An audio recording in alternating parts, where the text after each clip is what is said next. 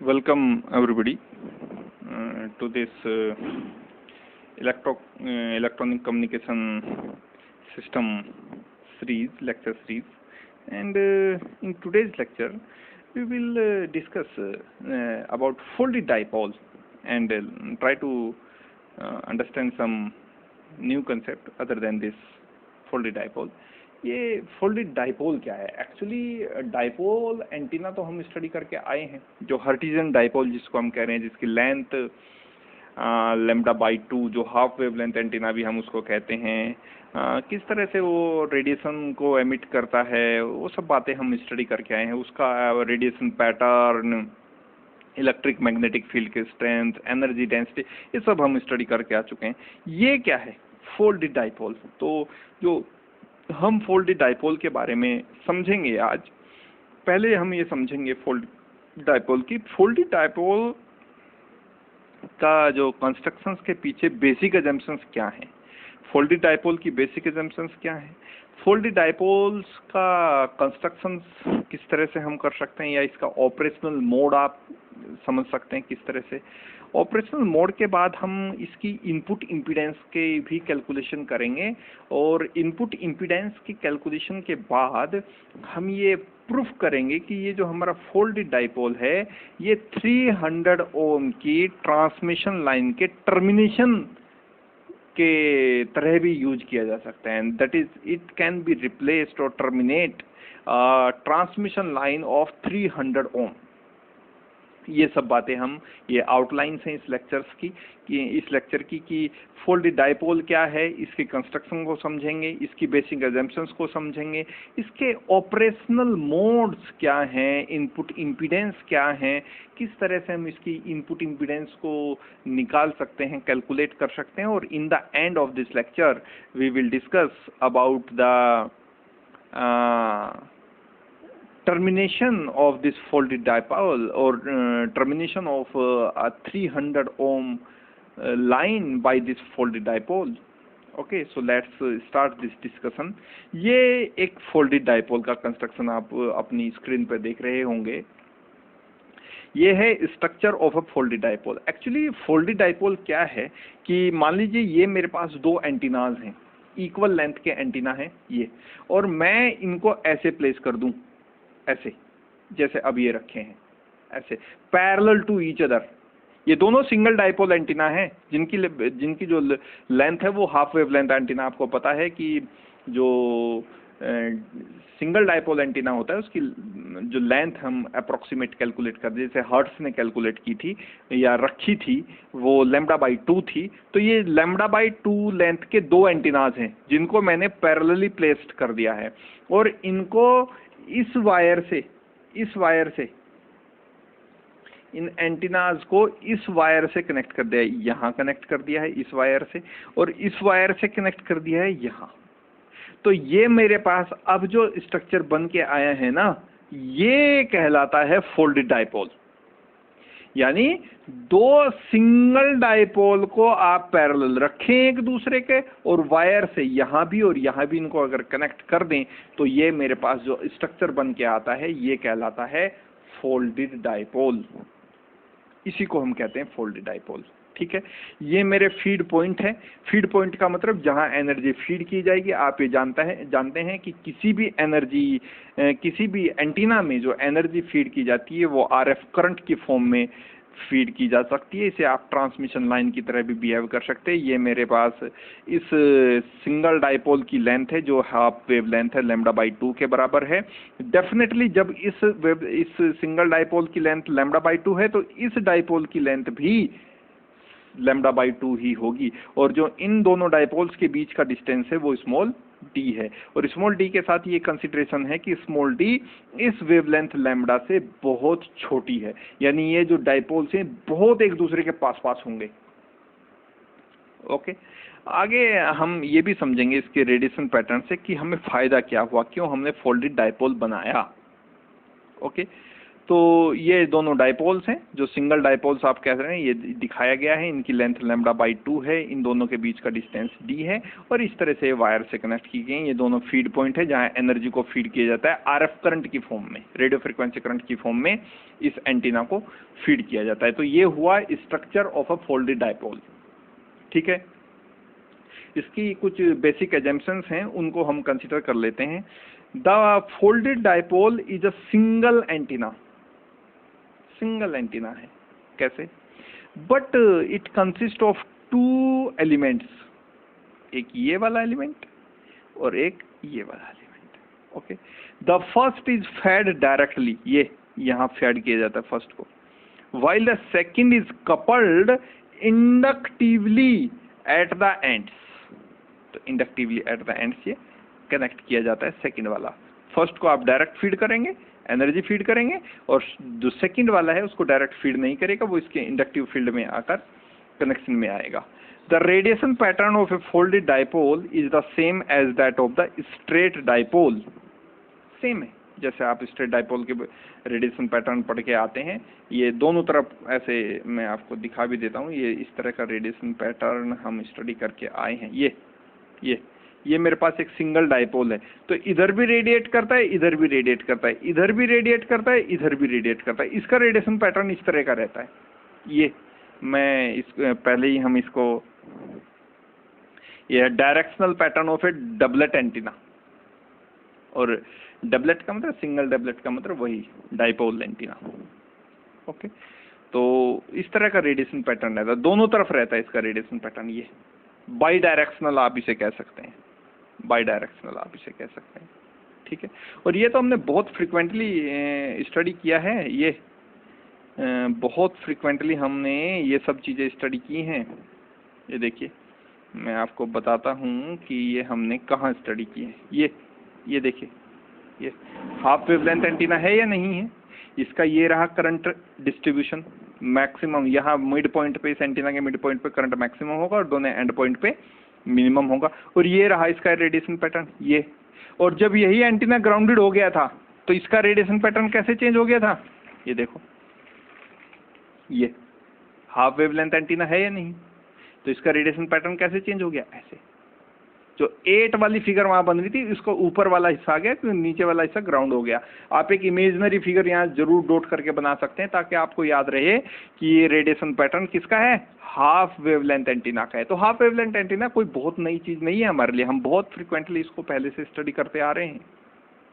तो radiation pattern तो इसका वैसा ही रहेगा, यानी ये जो रेडिएट करेगा वो इधर भी रेडिएट करेगा और इधर भी रेडिएट करेगा। लेकिन फिर अगर इसका रेडिएशन पैटर्न एक जैसा ही था जैसा सिंगल डाइपोल का रेडिएशन पैटर्न था, तो इसको फोल्डेड डाइपोल को कंस्ट्रक्ट करने की जरूरत क्या हुई? क्यों हमने इसको फोल्डेड डाइपोल को कंस्ट्रक्ट किया? फिर तो हमारे पास सिंगल डाइपोल एंटीना था ही। देखिए, reason is that but its input impedance is greater. First reason,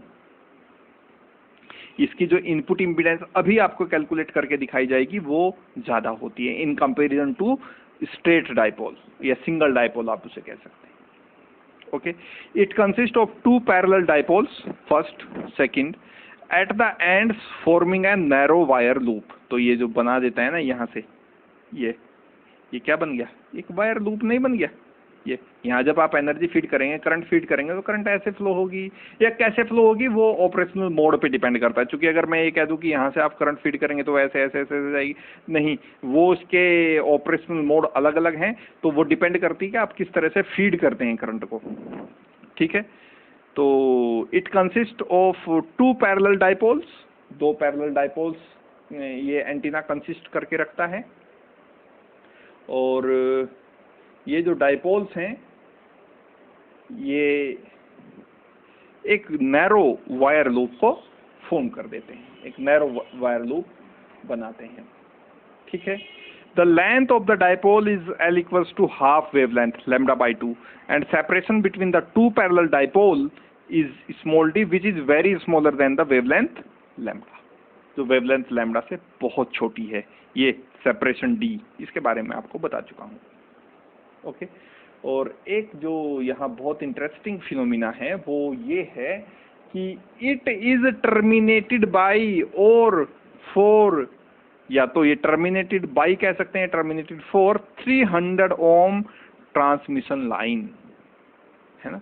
तो ये 300 ओम ट्रांसमिशन लाइन जैसा भी ये उसको टर्मिनेट कर सकता है, बिहेव करता है, ठीक है। हालांकि अभी ट्रांसमिशन लाइंस के ऊपर हम डिस्कस नहीं कर चुके हैं, क्योंकि उसका कुछ रीजन है, तो आप ये समझ सकते हैं कैसे ट्रांसमिट करेगा, ये भी हम प्रूफ करेंगे 300 ओम लाइन को कैसे टर्मिनेट करेगा। ओके, तो ये हुआ फोल्डेड डाइपोल। इसकी हमने कंस्ट्रक्शंस के बारे में बात की, कैसे ये बनाया जाता है, एक क्लोज्ड वायर लूप आप इसे कह सकते हैं, नैरो वायर लूप आप इसे कह सकते हैं, जिसकी लेंथ λ/2 होगा। इसका रेडिएशन पैटर्न सिंगल डाइपोल जैसा ही है, लेकिन आप ये जानेंगे कि वो ज़्यादा यूनो की डायरेक्शनल भी होता है और इसकी इनपुट इम्पीडेंस बहुत हाई है। So let us move to the next one, which is operation mode of a folded dipole antenna. Operational mode क्या है फोल्डेड डाइपोल एंटीना के? तो दो ऑपरेशनल मोड हैं। पहला ऑपरेशनल मोड है ट्रांसमिशन लाइन मोड, और सेकंड जो मेरे पास जो मोड है वो है इसका एंटीना मोड।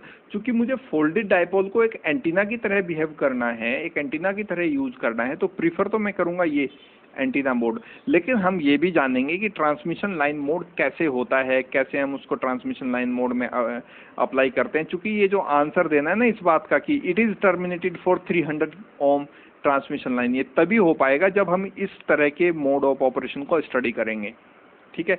और जो मेरी इनपुट इम्पीडेंस ये देगा ना, ये इन दोनों के कलेक्टिवली ऑपरेशन से देगा, इन दोनों के कलेक्टिव ऑपरेशन से देगा। इस एंटीना की इनपुट इम्पीडेंस जो आएगी इन दोनों कलेक्टिव ऑपरेशनल मोड से हम कैलकुलेट कर सकते हैं, ठीक है। तो इसको हम कैलकुलेट करेंगे। तो पहले हम स्टडी करेंगे ट्रांसमिशन लाइन मोड को, जो फोल्डेड डाइपोल का एक ऑपरेशनल मोड है, और सेकंड ऑपरेशनल जो मोड है वो है एंटीना मोड, जो हम एंटीना के रूप में अगर फोल्डेड डाइपोल को यूज करना था तो इस तरह से हम। अच्छा, डिफरेंस क्या है? डिफरेंस है एनर्जी फीडिंग में। किस तरह से मैं ट्रांसमिशन लाइन में एनर्जी को फीड करता हूं, यानी ट्रांसमिशन लाइन को आरएफ करंट सप्लाई करता हूं, आरएफ करंट देता हूं, और किस तरह जब एंटीना मोड होता है तब उसी फोल्डेड डाइपोल को किस तरह से एनर्जी या आरएफ करंट को फीड किया जाता है, ये डिपेंड करता है केवल। तो पहले बात कर लेते हैं हम ट्रांसमिशन लाइन मोड की। ट्रांसमिशन लाइन मोड की, ये देखिए, ये मेरा फोल्डेड डाइपोल है, ये बन गया मेरा एक छोटा सा ये क्लोज्ड वायर लूप। अब इसमें हमने इस पॉइंट पे एनर्जी फीड करी, ये एनर्जी फीड का मतलब हमने करंट इसको दिया एंटीना को, फोल्डेड डाइपोल को, और ये करंट हमने इसको नाम दिया करंट को IT for transmission line mode, current in transmission line mode, that's why it is denoted by IT। तो ये करंट यहाँ से फ्लो हुई वायर में, जैसे होगी क्लोज वायर में, यहाँ चली जाती है, यहाँ करंट फीड होती है, यहाँ चली जाती है और वापस यहाँ आ जाती है। ये हुए मेरे दो फीड पॉइंट, और ये है करंट की डायरेक्शन। तो अगर इस करंट की डायरेक्शन को आप अच्छे से मेजर करें ना, तो आपको एक बात बिल्कुल अच्छे से दिखाई देगी कि जो करंट का डायरेक्शन है ना इस डाइपोल में, क्योंकि ये कॉम्बिनेशन है दो सिंगल डाइपोल का, तो इस डाइपोल में जो करंट की डायरेक्शन है वो बिल्कुल अपोजिट है इस डाइपोल से। तो जो इलेक्ट्रोमैग्नेटिक फील्ड यहाँ एमिट होंगे ना, इस डाइपोल जो एमिट करेगा electromagnetic field, exactly opposite electromagnetic field ये वाला डाइपोल एमिट करेगा। यानी कुल मिला के मैं ये कह सकता हूं, करंट की डायरेक्शन अपोजिट होने की वजह से जो इलेक्ट्रोमैग्नेटिक फील्ड्स ये जनरेट करेगा, ये एमिट करेगा, यहाँ जो रेडिएशन पैटर्न आएगा इस सिंगल डाइपोल की वजह से, वो एग्जैक्टली अपोजिट आएगा इस सिंगल डाइपोल से, और ये फील्ड्स एक दूसरे को कैंसिल कर देते हैं due to the opposite direction of the current. और चूंकि फील्ड्स आपस में कैंसिल हो जाएंगे तो जो नेट फील्ड आएगा वो जीरो होगा, और इस तरह से ट्रांसमिशन लाइन मोड में मुझे किसी भी तरह का कोई भी रेडिएशन पैटर्न या एमिटेड रेडिएटेड फील्ड नहीं मिलता ट्रांसमिशन लाइन मोड में। Okay, due to the cancellation of electromagnetic fields, it doesn't radiate. तो ट्रांसमिशन लाइन मोड में जब भी आप यूज करेंगे किसी फोल्डेड डाइपोल को, तो वो एमिट नहीं करेगा, फील्ड्स को एमिट नहीं करेगा। ठीक है।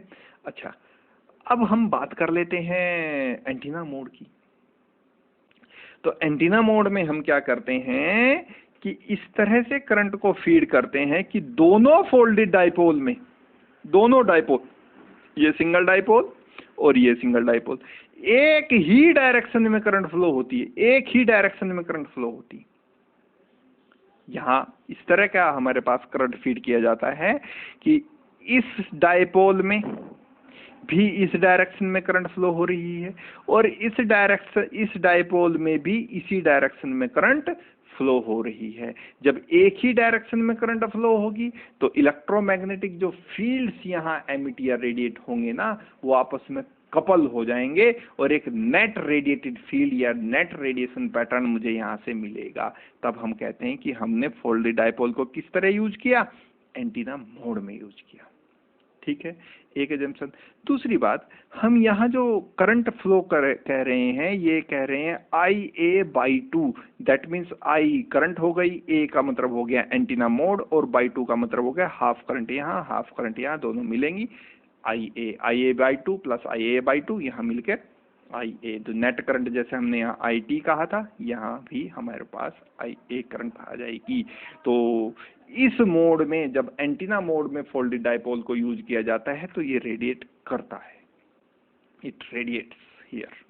ओके, तो इस तरह से दोनों मोड को हम समझ सकते हैं। ठीक है, ये हम यहाँ मान के चल रहे हैं कि इसको भी मैंने V/2 वोल्ट दिया है, वोल्टेज जो यहाँ, और यहाँ भी जो वोल्टेज है वो V/2 फीड की गई है। ठीक है, तो ये मेरी मदद करेगा, ये वोल्टेज का जो अजम्पशन मैंने किया है और ये जो करंट मैंने यहाँ कंसिडर की है, ये मेरी हेल्प करेगा for the calculation of input impedance. Input impedance की जो कैलकुलेशन हम करने जा रहे हैं, इस कैलकुलेशन में ये अजम्पशंस, ये वैल्यूज मेरी हेल्प करने वाली हैं। किस तरह से हेल्प करेंगी वो देख लेते हैं। तो let's calculate the input impedance of a folded dipole antenna. ठीक है, the current in the transmission line mode, इस लाइन मोड में करंट कितना होगा, IT current voltage upon impedance. Okay, ये सिंपल वो formula V = IR। IR Z क्या है, इम्पीडेंस। इम्पीडेंस क्या है, चाहे वो रेजिस्टिव कंपोनेंट की वजह से, चाहे कैपेसिटिव कंपोनेंट की वजह से है, या तो फिर वो इंडक्टिव कंपोनेंट्स की वजह से। ये टोटल जो मेरे पास इम्पीडेंस आएगी वो आएगी ट्रांसमिशन लाइन में, टोटल इम्पीडेंस कितनी है। ठीक है, तो ये वही वाला फॉर्मूला V = IR, देखिए क्रॉस मल्टीप्लाई कीजिए, ओम्स लॉ बन जाएगा। तो चूंकि ट्रांसमिशन लाइन में मैंने करंट को कहा है IT, वोल्टेज मैंने अज्यूम की है V/2, और जो टोटल इम्पीडेंस है वो है इस मोड में ZT, T for transmission line mode. Okay, तो यहाँ से मैं जब ये कैलकुलेट करता हूँ, इसको थोड़ा सिंप्लीफाई करते हैं तो ये आ जाता है V/2 ZT, 2 is multiply by ZT। Okay, now current in the antenna mode. Antenna mode में करंट को अगर हम कैलकुलेट करें तो वो हमने कहा वो करंट है IA, A for antenna, I for current. अच्छा, यहाँ जो वोल्टेज मैंने दी है वो V/2 है, और जो इस इम्पीडेंस जो मैंने कंसिडर यहाँ की है वो D का है, डाइपोल। चूंकि एक फोल्डेड डाइपोल है तो आप इसे एंटीना कहें, डाइपोल कहें, A भी कह सकते हैं, है ना, ये कोई बहुत बड़ा पॉइंट ऑफ डिस्कशन नहीं है। सो IA जो करंट की वैल्यू आई में एंटीना मोड में, वो आई V/2 ZT। तो टोटल करंट कितना होगा, तो टोटल करंट होगा I, और ये सिंगल डाइपोल में करंट कैलकुलेट कर रहे हैं, सिंगल डाइपोल में करंट कर, यानी इस डाइपोल में कीजिए या इस डाइपोल में कीजिए, सिंगल डाइपोल में। तो total current through the single dipole is I = IT, ये IT, और इस तरफ जो सिंगल डाइपोल में करंट है वो है IA/2। तो put the value of IT and IA from this equation two this. So IT की वैल्यू होगी V/2 ZT, ये मैंने पुट कर दी, और IA की वैल्यू हो गई मेरे पास यहाँ V/2 ZT, यहाँ पुट करेंगे तो V/4 ZT। 2 is multiplied by this 2, so gives you 4 ZT। V आप देख रहे हैं दोनों में से कॉमन है, कॉमन ले लीजिए, यहाँ बनेगा 1/2 Z T plus 1/4 Z T, T for dipole. Okay, इसको सोल्व कर लेते हैं, और जब हम इस इक्वेशन को सोल्व करते हैं तो हमारे पास जो रिजल्ट आता है वो ये है। इनपुट इम्पीडेंस जो आएगी उसको हम जानते हैं कि इनपुट इम्पीडेंस को हम जेड इन से रिप्रेजेंट कर रहे हैं, जैसे हम ट्रांसमिशन लाइन में जेड टी कह रहे थे, एंटीना मोड में जेड ए कहिए, जेड डी कहिए, इनपुट इम्पीडेंस को हम कह रहे हैं जेड इन, और ये सिंपल वही फॉर्मूला है फिर से, V = IR। ठीक है, V/I, V आप जानते हैं, I हमने अभी कैलकुलेट किया, हमने क्या किया, V इंटू I की वैल्यू है V into 1/2 Z T plus 1/4 Z T. V से V कैंसिल हो जाता है, तो जेड इन की जो इनपुट इम्पीडेंस की वैल्यू आई है वो आई है मेरे पास 4 Z T Z D Z T plus 2 Z E. इसको सोल्व करने के बाद ये this is my equation number first, ये मेरी इक्वेशन नंबर फर्स्ट है। ठीक है, ओके। अब मुझे पता है कि इस लेंथ का मेरे पास एंटीना है L = λ/2, इस लेंथ का मेरे पास एंटीना है, तो जो जेड टी का इस लेंथ के लिए, यानी जो जिसको मैं कहता हूँ antenna simply dipole antenna, half wave length antenna, बहुत बार हम इसको हर्ट्ज एंटीना के लिए जो इम्पीडेंस का कैलकुलेशन है वो है जेड टी। इस लेंथ के एंटीना के लिए जो इम्पीडेंस आती है वो आती है Z T = iota Z note. ये जेड नोट जो है इस इम्पीडेंस की मैक्सिमम वैल्यू है इस एंटीना के लिए, इस लेंथ के एंटीना के लिए, tan बीटा L/2। ठीक है, बीटा की वैल्यू हम जानते हैं 2π/λ होती है। ठीक है, बीटा की वैल्यू ये इस तरह का, जैसे आप फोर्स कांस्टेंट पढ़ते हैं ना, उस तरह का वैल्यू है ना, फोर्स कांस्टेंट जो हम स्टडी करते हैं उस तरह की वैल्यू है। तो जेड टी जोकातू रहा, आयोटा जोकातू, जेड नोट जोकातू, और 10 एज इट इज रहा। बीटा की वैल्यू हमने प्लेस की 2π/λ, और एल की वैल्यू यहां से कितनी है λ/2, तो put the value of L here, तो जो वैल्यू आएगी ना ये λ/4 हो जाएगा, क्योंकि 2 यहाँ है और 2 ऑलरेडी यहाँ है, सो 2 × 2 गिव्स यू λ/4। जो कैंसिल होने वाली प्रॉपर्टी उनको कैंसिल कर देते हैं। 4 is cancelled with 2 gives you 2, lambda is cancelled with lambda, and here we have π/2। so ZT जो आया ना वो आया मेरे पास आयोटा जेड नोट 10 π/2, और इंटरेस्टिंगली 10 π/2 की वैल्यू इन्फिनिटी होती है, तो मेरे पास जो वैल्यू आई इस लेंथ के एंटीना की जो इम्पीडेंस निकल के आई वो आई मेरे पास इन्फिनिटी।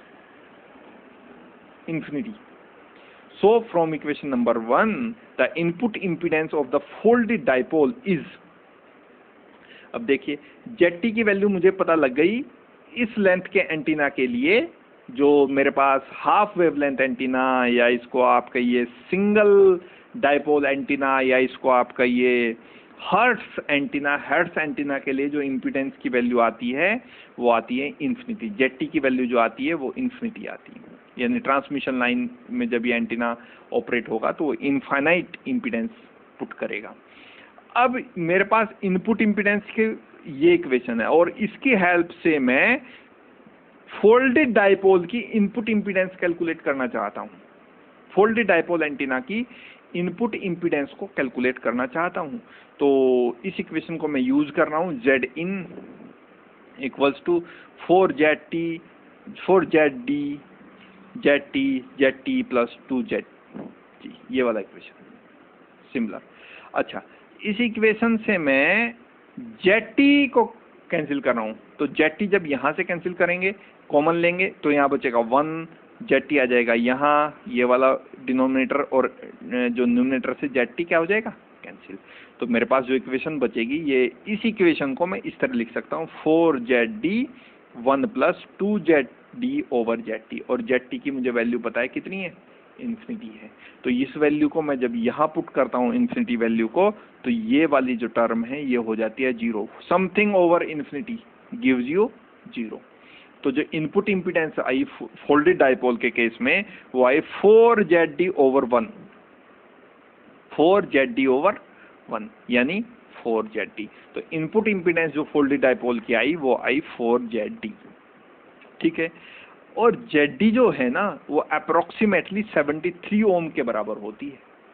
किसके लिए? डाइपोल एंटीना के लिए। ये कैलकुलेशन है, ये कैलकुलेशन है। जो ZD की वैल्यू है किसी भी सिंगल डाइपोल एंटीना के लिए वो आती है 73 ओम के बराबर। जरा ये वैल्यू यहाँ पुट तो कीजिए। So 4 into 73 gives you approximately 300 ohm. That means folded dipole can terminate a transmission line of 300 ohm resistance. Okay, ये मेरे पास रिजल्ट जो मैंने कंसीडर किया था ये भी यहाँ प्रूफ हो गया है। अच्छा, एन एलिमेंट फोल्डेड डाइपोल क्या होता है? एन एलिमेंट फोल्डेड डाइपोल इस तरह का डाइपोल है कि ये हुआ मेरे पास ड्राइवन एलिमेंट, आप इसे कह दीजिए, चूंकि फीड इसी में हो रहा है ना, केवल इसी में एनर्जी का फीड हो रहा है, तो इसीलिए मैं इसको क्या कह रहा हूँ, ये ड्राइवन एलिमेंट हुआ। फिर आप इस पे नंबर 2, नंबर 3, नंबर 4, नंबर 5 और अप टू n नंबर तक आगे एंटीनाज को कलेक्ट कर सकते हैं। जैसे ये सिंगल डाइपोल है ना, ये तो केवल एक एंटीना लगाया है ना, इसके आगे एक और, इसके आगे एक और, इसके आगे एक और, इसके आगे एक और, ऐसे n फोल्डेड डाइपोल अगर आप बनाना चाहते हैं तो, और उसका इनपुट इम्पीडेंस अगर आपको कैलकुलेट करने को कहा जाए तो वो होगा n²ZD। अब n² क्या है? यहाँ नंबर ऑफ एंटीनाज हैं। अगर मान लीजिए आपने 4 एंटीना यहाँ लगाए हैं, आगे 4 एंटीना लगाई हैं, तो ये हो जाएगा n4 to square of 4 that gives you 16ZD, और ZD की वैल्यू आपको पता है 73 ओम। अगर आपने यहाँ 3 एंटीनाज यूज किए हैं, 3 सिंगल डाइपोल एंटीना यूज किए हैं, 3 सिंगल डाइपोल एंटीना यूज किए हैं, ये 1 2, अगर 3 सिंगल डाइपोल एंटीना यूज किए हैं तो जो इनपुट इम्पीडेंस है ना ये हो जाएगी 3 to the square that is 9ZD, और ZD की वैल्यू फिर से कितनी? 73 ओम। तो इस तरह से आप किसी भी फोल्डेड डाइपोल की इनपुट इम्पीडेंस कैलकुलेट कर सकते हैं, ठीक है। अच्छा, अब ये रही इसकी एप्लीकेशन की बात। फोल्डेड डाइपोल की क्या एप्लीकेशंस हैं, किस तरह से हम इसको यूज कर सकते हैं, ठीक है। पहला जो एप्लीकेशन है इसका वो है FM broadcast band receiving antenna. FM broadcast में देखिए, FM ब्रॉडकास्ट ना मैं आपसे पहले भी थोड़ा सा जब हम मॉड्यूलेशन और डीमॉड्यूलेशन स्टडी कर रहे थे, अगर आपने नहीं देखा तो उस वीडियो को देख सकते हैं। FM ब्रॉडकास्ट क्या है? एक्चुअली जो वर्ड है ना ब्रॉडकास्ट, देखिए जैसे रेडियो को आप सुनते हैं तो रेडियो का एक पर्टिकुलर ट्रांसमिटिंग चैनल एक पर्टिकुलर फ्रीक्वेंसी पे होता है। जैसे अब आपने कभी रेडियो सुनी होगी तो वो कहते हैं कि हम बोल रहे हैं आकाशवाणी नजीबाबाद से 75 या 97.2 मेगाहर्ट्ज पर बोलते हैं। तो FM ब्रॉडकास्ट का मतलब ये हुआ कि ट्रांसमिटिंग स्टेशन तो एक है, लेकिन वो जो ट्रांसमिटिंग स्टेशन से वहाँ जो ट्रांसमिटेड मॉड्यूलेटेड वेव जो निकल रही है ना, फ्रीक्वेंसी मॉड्यूलेटेड वेव जो निकल रही है, वो बहुत सारे रिसीवर, देखिए रेडियो रिसीवर तो कहीं मेरे घर में, आपके घर में, किसी तीसरे के घर में, चौथे के घर में, देश में कितने सारे रेडियो रिसीवर होंगे। लेकिन चूंकि एक पर्टिकुलर स्टेशन की, ट्रांसमिटेड स्टेशन की एक रेंज होती है, तो वहीं तक वो बोलते हैं, हम बोल रहे हैं आकाशवाणी देहरादून से 10.21 मेगाहर्ट्ज पर, ऐसा बोलते हैं। तो FM ब्रॉडकास्ट का मतलब ये है कि ट्रांसमिटिंग स्टेशन तो एक हुआ, लेकिन रिसीवर वहाँ बहुत हो सकते हैं, इनफाइनाइट नंबर ऑफ रिसीवर्स भी हो सकते हैं। उस तरह के ब्रॉडकास्ट को हम बोलते हैं FM ब्रॉडकास्ट। एक जगह से ट्रांसमिशन और इनफाइनाइट जगह रिसेप्शन। तो ये जो फोल्डेड डाइपोल है ना, ये मुझे वहाँ हेल्प करता है इस तरह के ब्रॉडकास्ट में, एफएम ब्रॉडकास्ट में रिसीविंग एंटीना में हेल्प करता है। जो रेडियो के ऊपर, रेडियो सेट के ऊपर एंटीना लगे रहते हैं ना, वो फोल्डेड डाइपोल के तरह के होते हैं। ये बड़ी इंटरेस्टिंग कहानी है। ये सब आपस में लिंक है, modulation, demodulation, propagation of waves, transmission lines, antennas, ये सब मिलकर ही तो बनाते हैं कम्युनिकेशन चैनल को। ये सब मिलकर ही तो बनाते हैं कम्युनिकेशन चैनल को। ओके, तो इस तरह के जो ब्रॉडकास्ट होता है उसको हम एफएम ब्रॉडकास्ट कहते हैं। अच्छा, टीवी एंटीना में यूज हो सकता है। टीवी एंटीना, आजकल तो डिश टीवी एंटीना है, पहले टीवी एंटीनाज थे, वहाँ भी हम रिसेप्शन में इसका यूज कर सकते हैं, है ना। ड्राइविंग एलिमेंट इन यागी उड़ा एंटीना, अभी हम यागी उड़ा एंटीना आगे स्टडी करेंगे आगे के लेक्चर्स में। तो यागी उड़ा एंटीना में आप देखेंगे जो उसका ड्राइविंग एलिमेंट होगा ना, ड्राइविंग एलिमेंट शायद आपको याद होगा जब हम एंटीना एरे पर डिस्कस कर रहे थे, तो ड्राइविंग एलिमेंट वो एलिमेंट होता है जिसमें डायरेक्ट एनर्जी को फीड किया जाता है, यानी डायरेक्ट आरएफ करंट को फीड किया जाता है। ऐसे एलिमेंट को हम ड्राइविंग एंटीना कहते हैं। तो यागी उड़ा एंटीना में जो ड्राइविंग एलिमेंट होता है वो फोल्डेड डाइपोल एंटीना ही होता है। इसीलिए आपको इंट्रो कराया गया है पहले फोल्डेड डाइपोल एंटीना को, ताकि आप यागी उड़ा एंटीना को आराम से, या आगे आने वाले एंटीनाज को आप आराम से समझ सके। ये जो एक सीरीज है ना, एंटीना एरो को डिस्कस करना, फिर फोल्डेड डाइपोल को स्टडी करना, और उसके बाद यागी उड़ा या लूप एंटीना और एरियल एंटीना तक जाना, एक सीरीज में स्टडी करना पड़ता है। ऐसा नहीं कि कोई भी टॉपिक आप बाहर उठाइए वहाँ से और स्टडी करना शुरू कर दे, नहीं, एक सीरीज में स्टडी। मॉड्यूलेशन डीमॉड्यूलेशन आपको इसलिए तो पहले पढ़ाया गया ताकि आप ये समझ सकते हैं कि हो क्या रहा है, कैसे ये वेव्स लंदन तक, अमेरिका तक कैसे ट्रेवल कर जाती हैं, है ना। तो ये सब इस तरह की डिस्कशन है। तो ये यूजेस थे फोल्डेड डाइपोल के, और आई होप कि ये सेशन आपके लिए इंटरेस्टिंग रहा होगा। So that's all for now, and meet you into the next one. Thank you.